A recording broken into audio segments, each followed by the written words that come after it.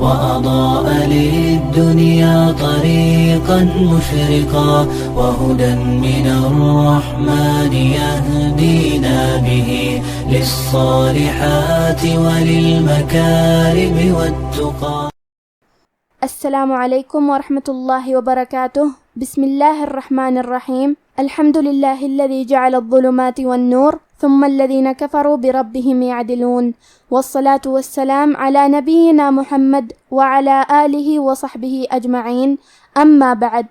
رب اشرح لی صدری ویسر لی امری واحلل عقدۃ من لسانی یفقہوا قولی. شروع کرتی ہوں اللہ کے نام سے جو بڑا مہربان نہایت رحم کرنے والا ہے.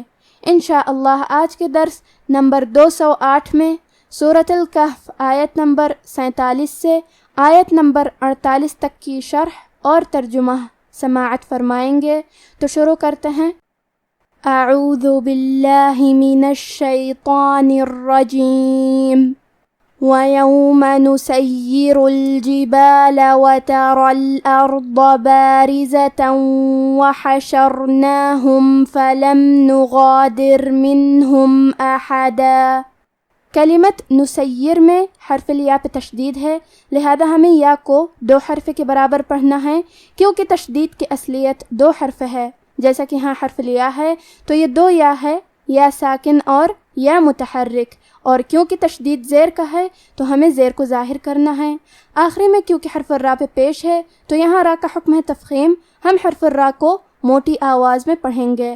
کلمت ترا میں حرف الراء پہ زبر ہے، لہذا ہمیں حرف الراء کو تفخیم سے مطلب بھاری آواز میں پڑھنا ہے. وَتَرَا. کلمت الارض میں حرف الضاد ہے اور ضاد کی ادائیگی زبان کے کروٹ اور اوپر کے داڑھوں کی جڑ سے ہے. ضاد حروف التفخیم میں سے ہے تو ہم یہ حرف کو بھاری آواز میں پڑھیں گے. کلمت بارزہ میں یہاں را کا حکم ہے ترقیق. ہم حرف را کو پتلی آواز میں پڑھیں گے. آخری میں تا پہ تنوین زبر ہے. پھر حرف الواو ہے کلمت وحشرناہم. واو حروف الادغام بغنہ میں سے ہے اور ادغام کا معنی ہے حرف کو حرف میں داخل کرنا، تو ہم یہ تنوین کو واو میں ملا کے غنہ اور تشدید کے ساتھ یہ حکم کو ادا کریں گے. بارزۃ وحشرناہم. کلمت حشرناہم میں حرف الحاء کی ادائیگی حلق کے درمیان والے حصے سے ہے. حرف الراء کو ہمیں موٹی آواز میں پڑھنا ہے.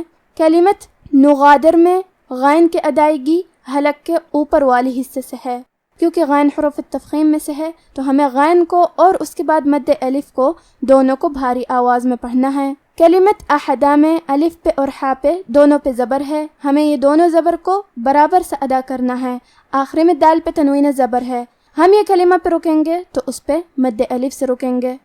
وَيَوْمَ نُسَيِّرُ الْجِبَالَ وَتَرَى الْأَرْضَ بَارِزَةً وَحَشَرْنَاهُمْ فَلَمْ نُغَادِرْ مِنْهُمْ أَحَدًا وَعُرِضُوا عَلَى رَبِّكَ صَفًّا لَقَدْ جِئْتُمُونَا كَمَا خَلَقْنَاكُمْ أَوَّلَ مَرَّةٍ بل زعمتم أن لن نجعل لكم موعدا. کلمت عرضوا میں عین کی ادائیگی حلق کے درمیان والے حصے سے ہے اور کیونکہ اس پہ پیش ہے اور را کے نیچے زیر ہے تو ہمیں یہ دونوں حرکات کو ظاہر کرنا ہے. حرف الضاد کو تفخیم سے مطلب بھاری آواز میں پڑھیں گے. کلمت ربکا میں با پہ تشدید ہے تو ہمیں 2 حرف کے برابر حرف البا کو پڑھنا ہے. کلمت صفن میں صاد حروف التفخیم میں سے ہے تو ہم یہ حرف کو بھاری آواز میں پڑھیں گے. فا پہ تشدید ہے لہذا ہمیں 2 حرف کے برابر فا کو پڑھنا ہے اور کیونکہ اس پہ تنوین زبر ہے ہم یہ کلمہ پہ رکیں گے تو تنوین زبر پہ مد الف سے رکیں گے. لیکن یہ کلمہ کو پوری آیت کے ساتھ ملا کے پڑھے تو حرف اللام کلمت لقد حروف الادغام بغیر غنہ میں سے ہے تو ہم یہ تنوین کو لام میں ملا کے بغیر غنہ سے لیکن تشدید کے ساتھ یہ حکم کو ادا کریں گے. صف لقد. کلمت لقد میں قاف ہے اور قاف کی ادائیگی زبان کی جڑ اور تالوں کے نرم حصے سے ہے.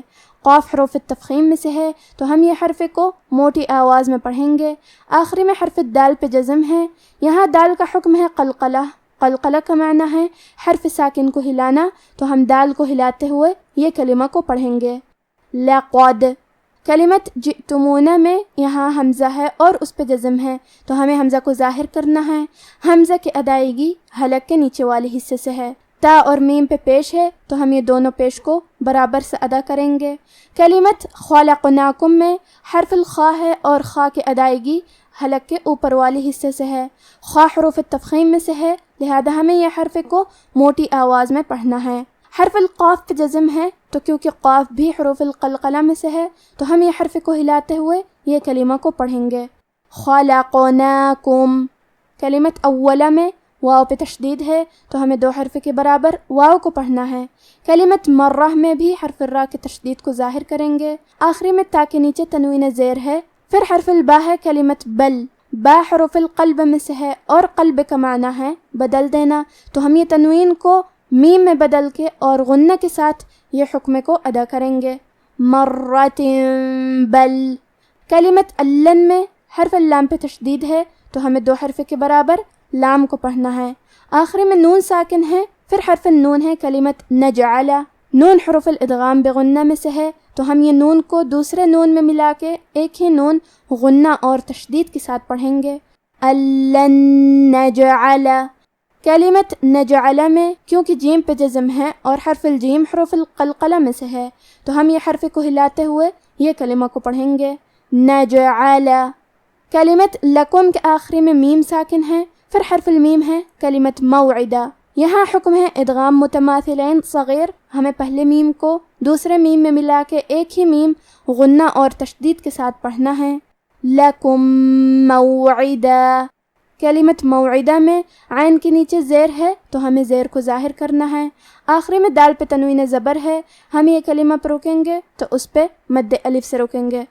وَعُرِضُوا عَلَى رَبِّكَ صَفًّا لَقَدْ جِئْتُمُونَا كَمَا خَلَقْنَاكُمْ أَوَّلَ مَرَّةٍ بَلْ زَعَمْتُمْ أَن لَّن نَّجْعَلَ لَكُم مَّوْعِدًا۔